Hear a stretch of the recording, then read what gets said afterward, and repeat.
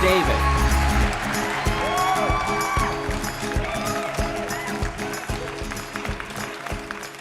Hello and welcome to the show.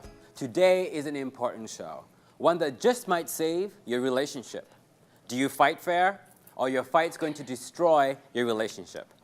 Find out what happens when couples let our cameras into their lives, and how to turn arguments from destructive to productive.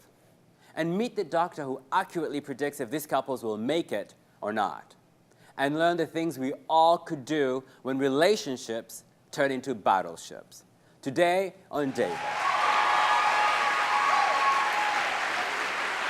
I'd like to welcome Allison and Blake to the show. Thank you for coming. Thank you for having us. Thank you. Our cameras followed Blake and Allison to their home to observe every interaction and every argument. See what we can learn from the way they fight to keep the relationship from falling apart. Take a look at this. We had the best marriage. I mean, he showed me places I've never even seen. We went on fantastic trips. He bought me jewelry. He still does everything and anything I want.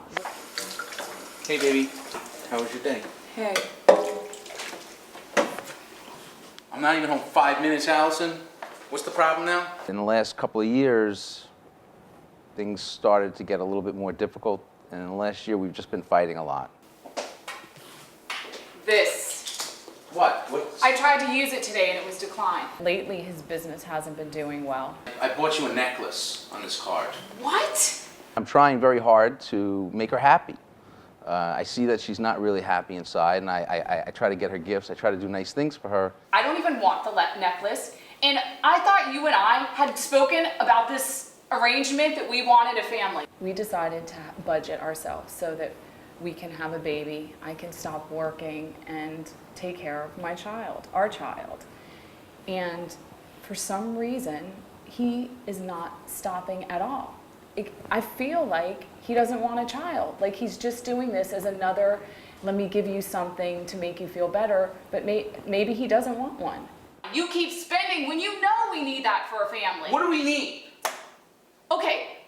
Is there anything that you don't have? Is there anything you're wanting? I don't need You're complaining because you anything. couldn't use I this need a card. husband What that about your knows other how to card? save money so that we can have a family in the future. She takes the issue with the money and she blows it up to the point where it affects everything in our relationship, our intimacy, just even the fact that I don't feel like she really likes being with me anymore. Well, how are we going to have a family if we don't go in the bedroom once in a few months? I think I'm falling out of love with my husband. I just feel like I don't want him around anymore. Wow.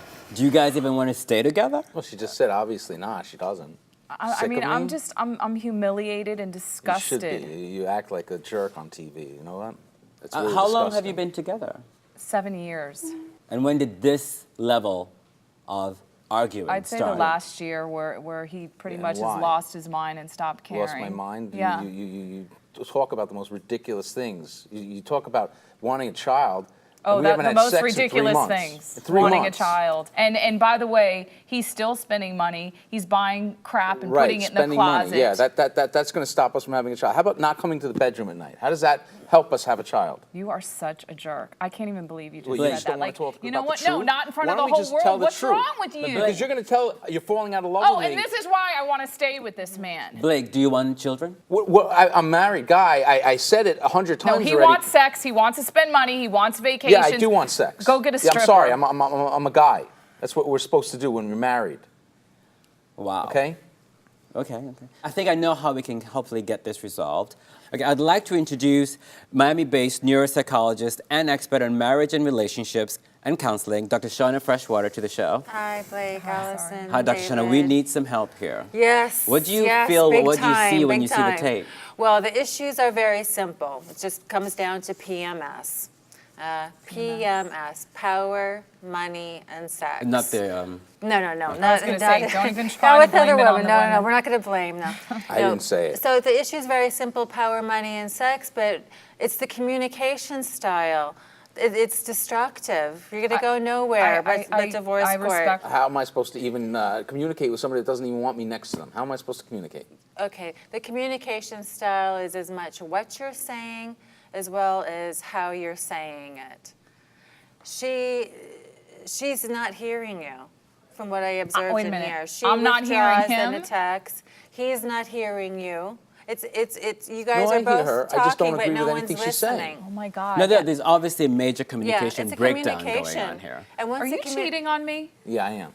Oh, once the communication style becomes more productive or constructive, regardless of whatever the issues are, if it's a golf club or not a golf club or I'm a cheating credit on her card. with golf clubs. But you're not hearing what I'm saying, so I doubt very much when she's angry or withdrawn, she's hearing what you're saying and she's able to They're express not to listening. you. No one's here. I'm No sorry, one's this being is just heard really here. logical. She wants a family, she Yeah. wants kids, Yeah. but she won't sleep with me.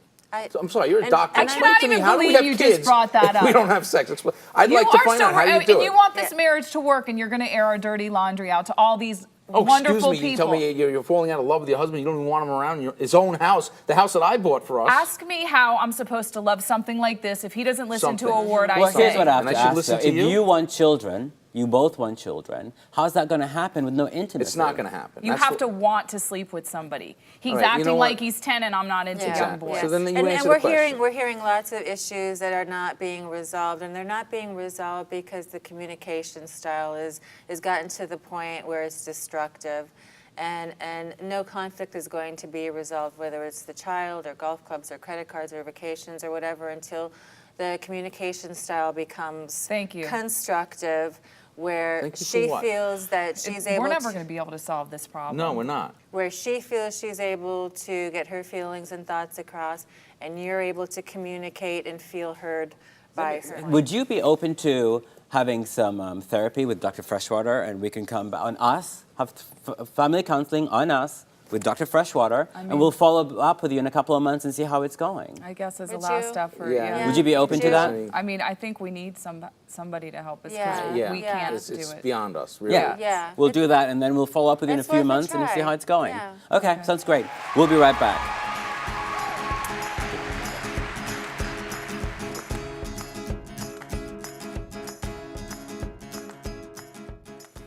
Counting calories, fat diets, diet pills, eating fat-free, we've all been there, right? But now we're more confused than ever before. Today, we're going to take a hardcore look at weight loss and show you how you can lose the weight, and we'll cut through all the confusion from nutrition labels to show you what you should eat to lose pounds and inches without the dreaded D word, diet. Today on David. I'd like to welcome Carmela and Gabby to the show. Thanks for coming. Thanks, David. Both Carmela and Gabby contacted me in desperation to lose weight and get some answers to stop their yo-yo dieting. Take a look at this. Hi, David. My name is Gabby. I just got home from work, and as you can see, I had to pick something up on the way in. I've been trying to lose 10 pounds for my 30th birthday next year forever, and I don't know what to do. I've been a yo-yo dieter practically all my life. I've done low carbs, no carbs, Atkins, South Beach. I've done it all, you name it, I've done it. Now there's this new thing with these coffee beans. I mean, what is that? Who does that? With the economy the way it is, I have no time to cook. I don't know what to cook if I had to cook. I have 2 jobs. It's really hard. I've tried to eat healthy by buying these gluten-free cookies. Supposedly they help out to lose weight. Nothing. I've bought wheat bread because I've heard that white carbs are bad for you. Still nothing. I've bought almond milk because I've heard that dairy products are bad for you, they make you fat. I don't know which one to pick. Is it almond milk? Is it soy milk? Is it regular milk? Are dairies even bad for you? I really need help. I'm super frustrated, and this would really make my 30th birthday a lot better if I could lose these 10 pounds. Hi David, my name is Carmela. I'm a working mom. I have a beautiful 9-month-old little girl.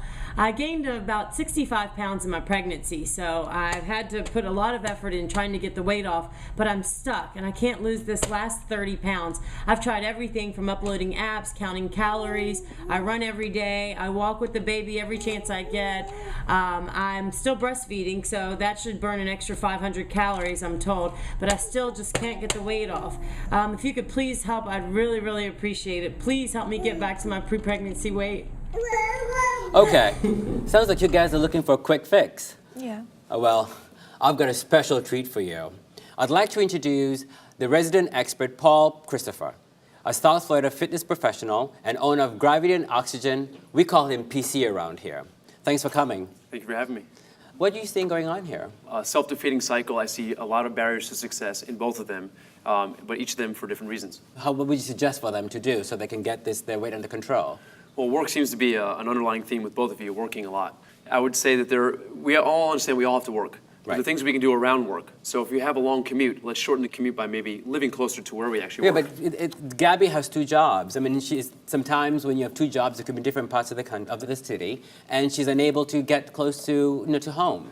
I really analyzed her video, and seeing her video, I see the fast food bag, and I see her saying that she picked something up on the way home from work. No, Right. you see, let me be frank with you. Okay. We understand that we have to eat healthy and we have to exercise. Okay, we got that. We still can't lose the weight. Help us. Okay, well, let me take each of you as an individual case. So with Gabby, all right, I see the fast food bag, and you say you pick something up on the way from home. What that does is that's impulsive eating, and most times when we eat impulsively, we eat for pleasure as opposed to eating for function.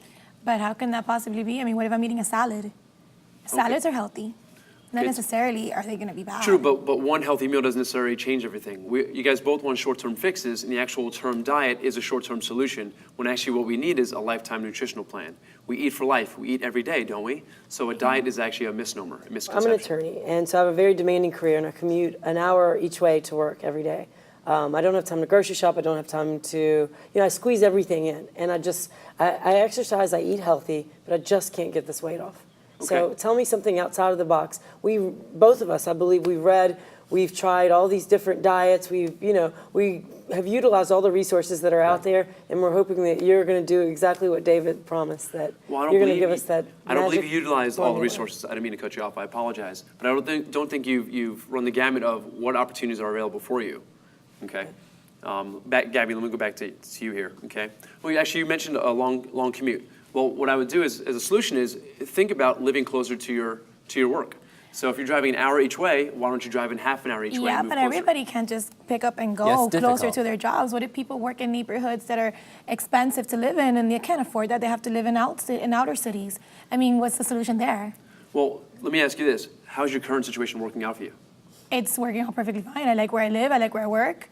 I know you want, to cut the commute, but I mean, But that's- everybody can't do that. I'm one person. There's other people out there that can't do what I can do. What I have an understanding to be of some type of diet is going to keep me in shape. But when it comes to working out, I mean, where am I going to squeeze that in? I get home at 7 and I go to sleep at 2 o'clock shipping packages. I got to get up for work at 7 again in the morning. I mean, am I going to sacrifice my sleep that I already do on an everyday to get up an hour earlier and go run? Well, you're already sacrificing your health by being a workaholic.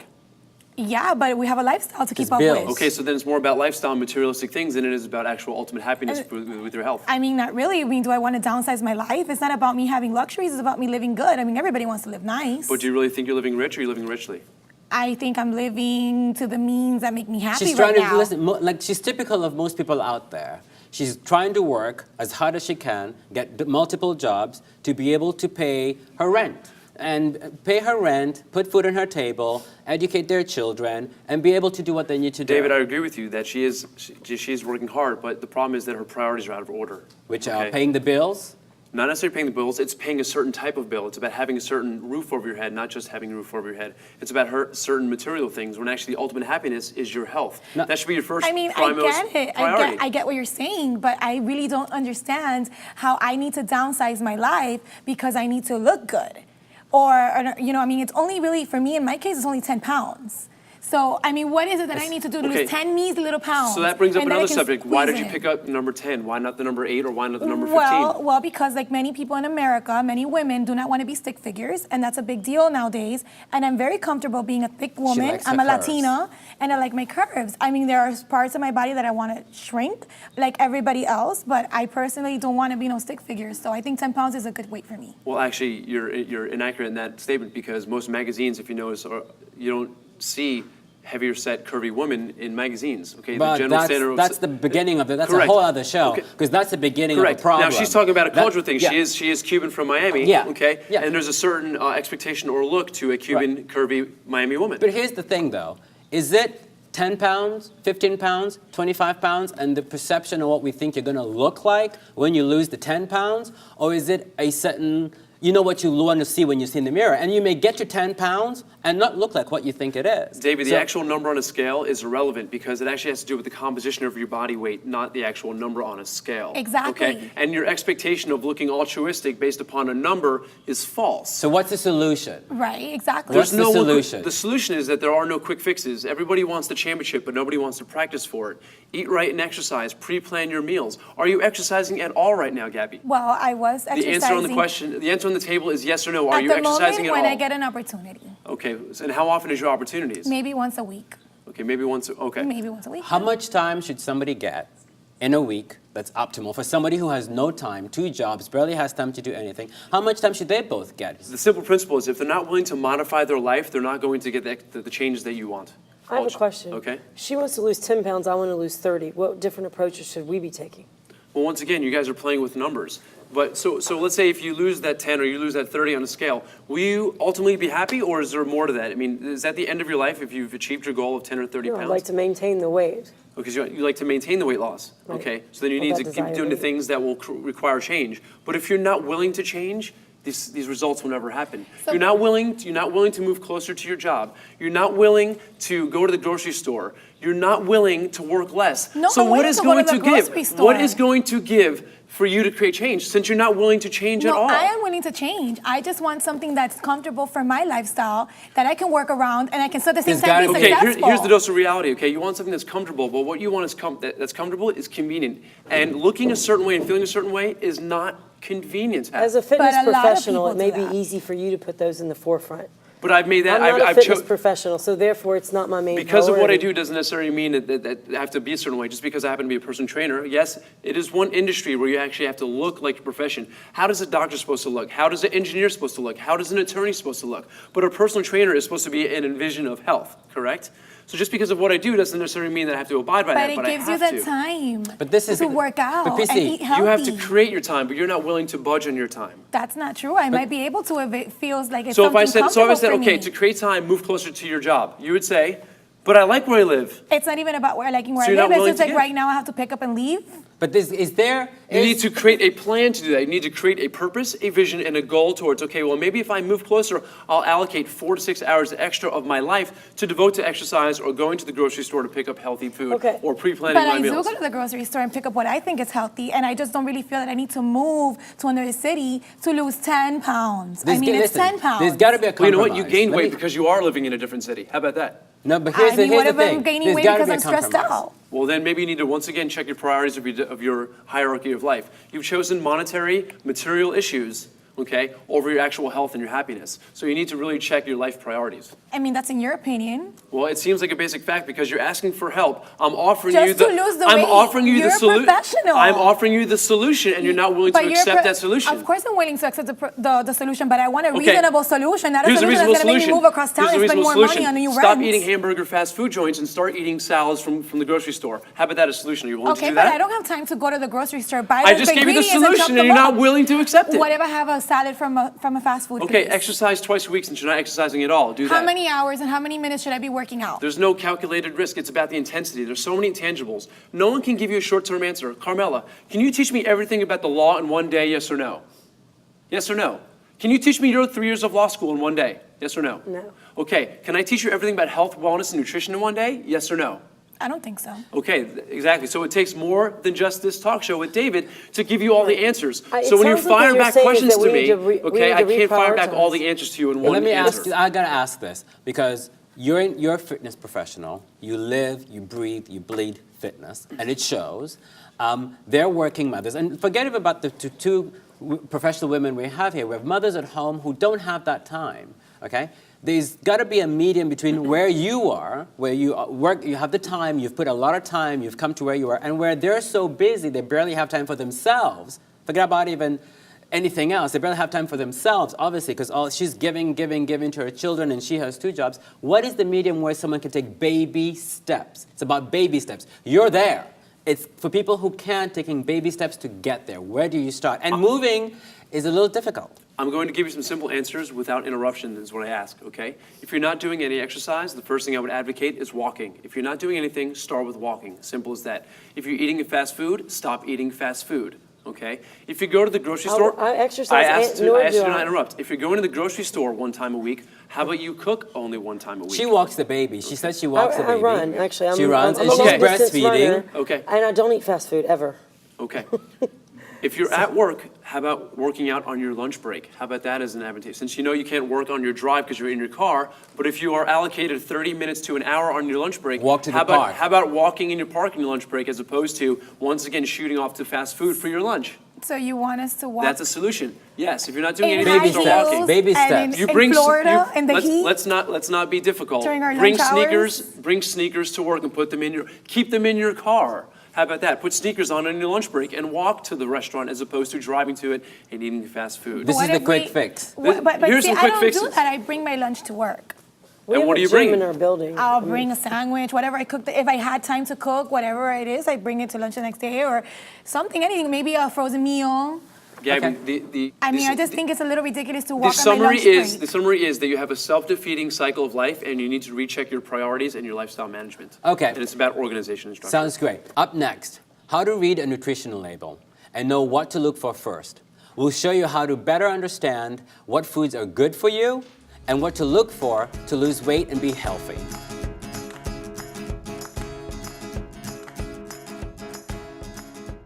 Okay, so here we have everyday food products. Let's start with the most common question, regular or fat-free?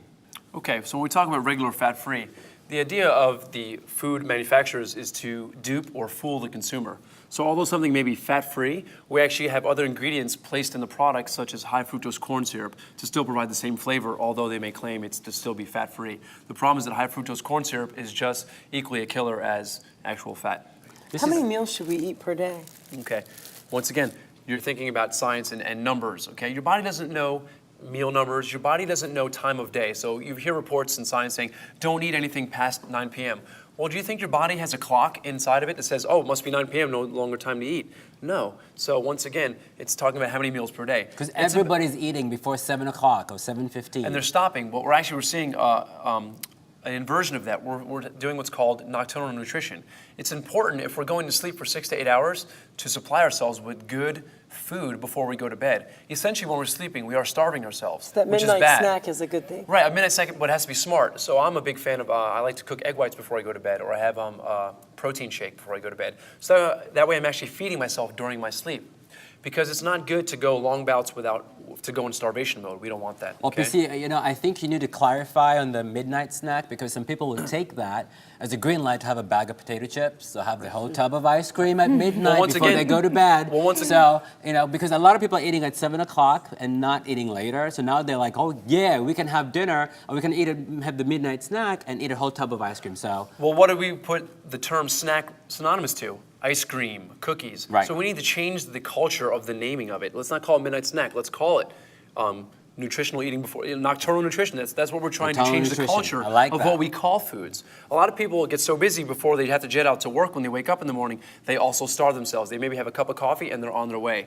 So if you essentially went 6 to 8 hours of sleep and then didn't have breakfast, your next meal isn't until lunch, imagine that you're actually going 12 to 14 hours without eating, and your body begins to listen to how you treat it. So then when you do have that first meal at lunch, your body's gonna say, wow, Carmela starved me for 12 hours. I'm gonna hold on to Store it. everything she gives me then because she I would- went into starvation mode on me for 12 hours. Right. So you do that repetitive cycle, and then we're in a self-defeating starvation mode cycle. So you should have some smart food right before you go to bed. You should have, I also, just like I'm having egg whites before I go to bed, I'm also having egg whites the first thing I do when I wake up. this is fantastic. Thanks so much for coming, guys. We're going to meet some incredible people from around the country who have personal stories that will empower you, inspire you, and possibly even help some of you watching. These are people who have experienced and seen some of the most challenging conditions and circumstances, and yet they have selflessly dedicated and sometimes even risked their lives helping others.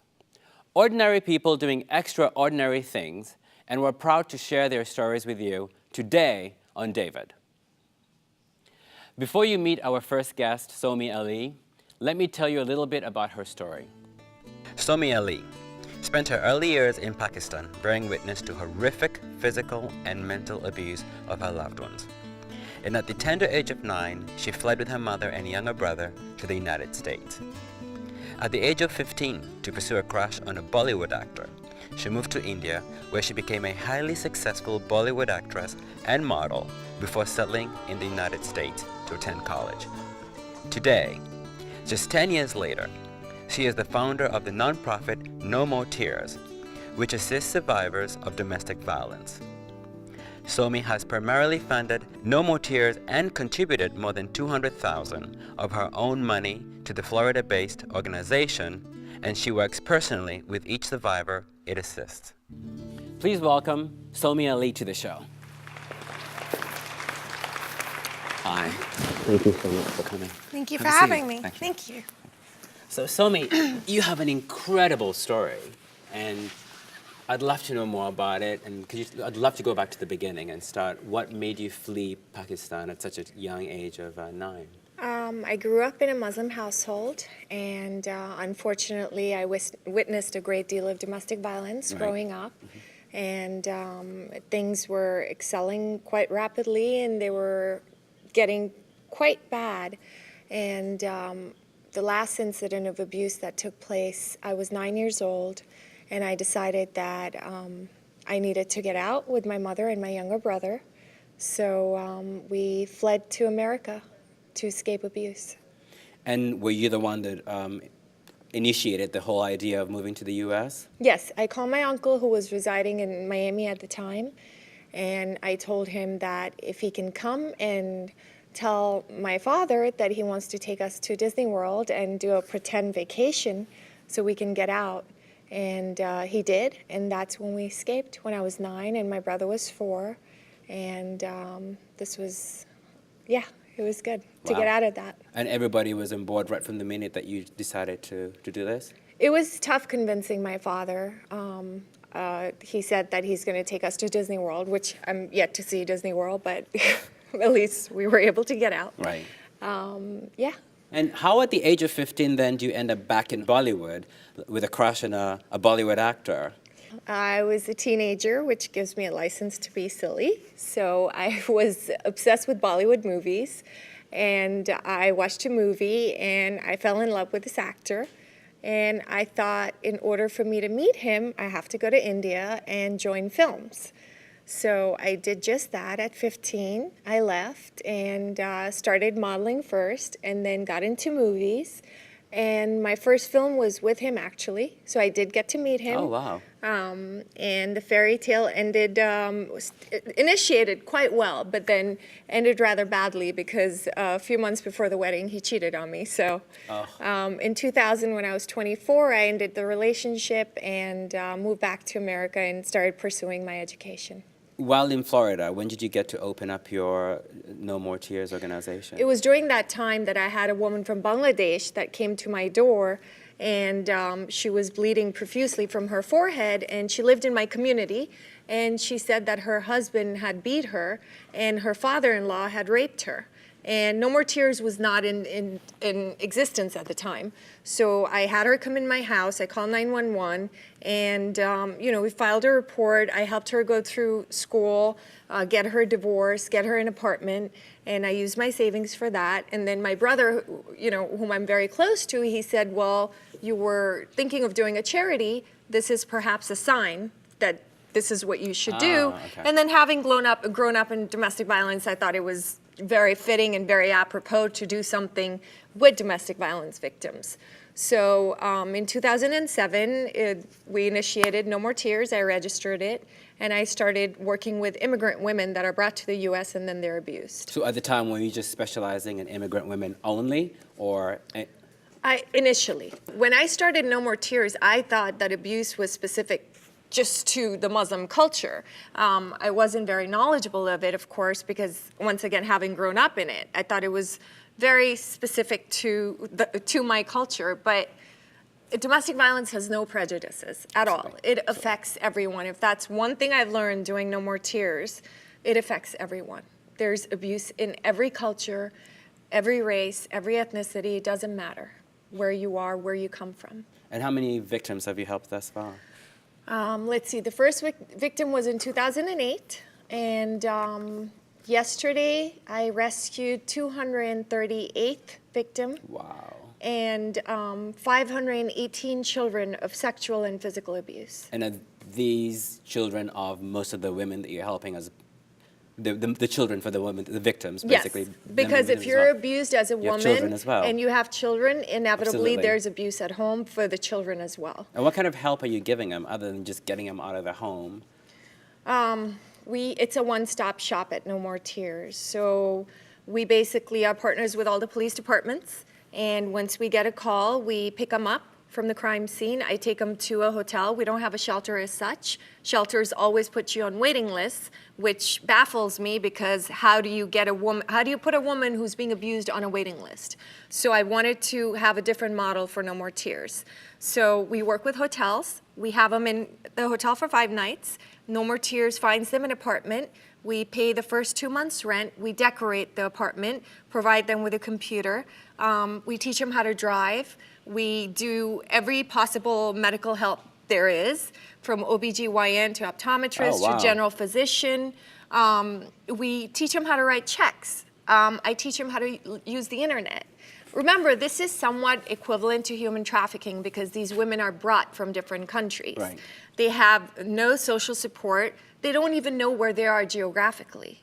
So having, come from a different background, I speak their language literally and culturally and metaphorically as well, so I'm able to help them.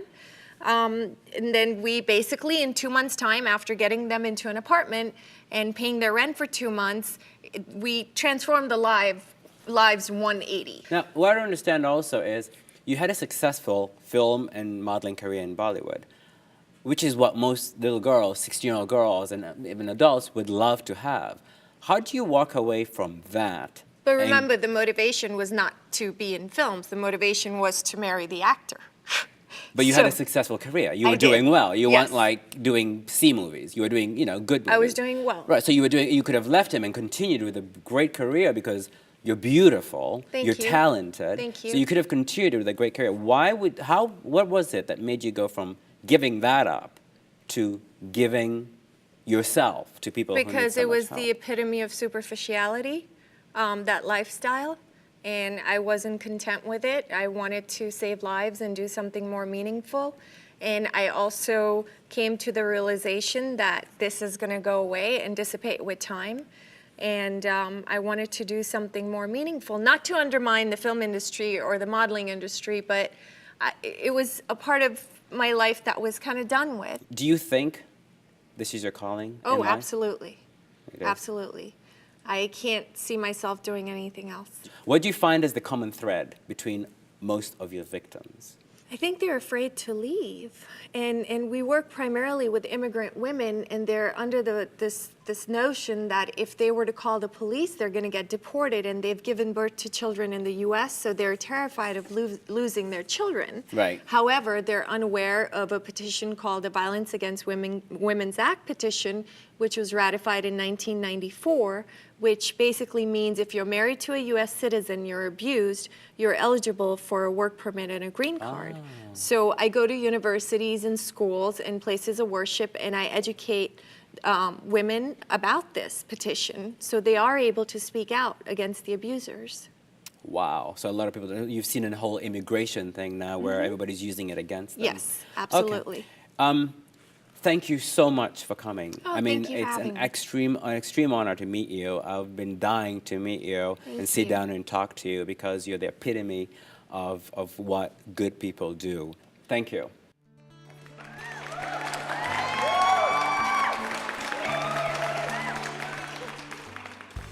Hi, my name is David Ngua, and that is spelled N-G-U-A-H. I was born and raised in Nairobi, Kenya, in a suburb called Dagoretti Corner, and it is nowhere close to where Obama's father is from. If I took you back to where I came from, or where I've come from, to where I am today, most people watching this would never believe our paths would ever cross. Having come from where I did, moving here and pursuing my dream was such a far-fetched dream when you see where I've come from, to coming over here has also led me to believe that I can do anything. being able to get a show. I think it inspires people from all over the world. People who are in neighborhoods that are ignored, people who don't feel glamorous enough, people who are not famous or known. It helps them show that if you follow your heart and and have the conviction to follow your dreams, that anything is possible, that all you have to do is follow your heart. I love people's stories. A lot of people have, if you sit down and talk to a person that you just met, everybody has a story to tell, because everybody's life, hence to the point that when you get to meet them, they've had an entire life, an entire story. So everybody has something to tell, and everybody's always eager to tell something.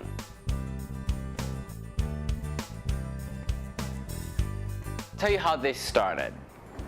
During the recession, I remember I had one deal. I had like one deal that I was hanging on, and I think the deal died. That day the deal was dead. I got home, it was like a Friday night. I was really depressed because I was counting on this deal, and all of a sudden I had no money and had my bills coming up. And I DVR Oprah, and that day there was an interview for Your Own Show. So it's something I've always wanted to do, but didn't have the structure or know how you even get started to do this. So I said, oh, you know what? I'm gonna do this. I'm gonna enter the show. And I called somebody and we put a tape together, and I entered the Your Own Show competition, which about 1,000 people, more than 1,000 people entered. I didn't realize how much I liked it, and also I got over 2 million votes, so I was like number 12 out of about 1,000 people. But they picked the first 10, so it's close, but not close enough. But now I know one thing is, what it taught me is that if I want to achieve anything, if I want to do something, I can do it. The one thing I have done is followed my dream. And I think showing people out there that you as a regular person, an everyday person, can follow your heart and follow your dream speaks volumes.